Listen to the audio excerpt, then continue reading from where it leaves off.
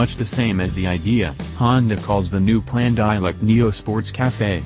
In their words, it's advanced and moderate, blending sports stripped and bistro racer motivations with head-turning comes about. The CB1000R is the most recent in a progression of prominent bikes from Japan trying to shake up the elaborate standoff-in bike feel, and it unquestionably stops people in their tracks. They've put forth an admirable attempt to make something that looks, feels and performs uniquely in contrast to what's gone some time recently. No mischief in that.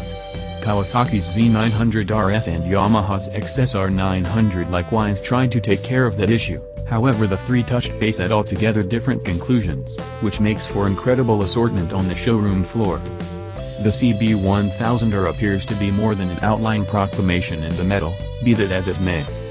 As Honda, our aim is dependably to look to the future and to be prepared to lead, said Tsuchida, large project leader for the 2018 CB1000R. Consequently, as the stripped division's prerequisites developed, we realized that we needed to go significantly more remote than giving the new CB1000R lift in certifiable execution. Client desire and interests are about substantially more than just how quick.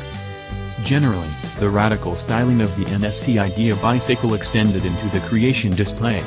Look at the BMW-style raise bumper, which permits the CB1000R to hold that fixed tail. Accessible in dark or a metallic dim red, as observed on the NSC Idea, the CB1000R will replace Honda's active bicycle of a similar name. Honda shaved more than 25 pounds off their huge retro, and the motor has been refreshed, too, with a variety of the CBR1000RR Fireblade protuberance. Shorter riggings mean the new bicycle pulls harder than the RR through the initial three apparatuses. What's more, should riders still ponder how quick, they generally do, the new bicycle makes 143.5 strength at 10,500 revolutions per minute and 76.7 foot-pounds of torque at 8,250 revolutions per minute.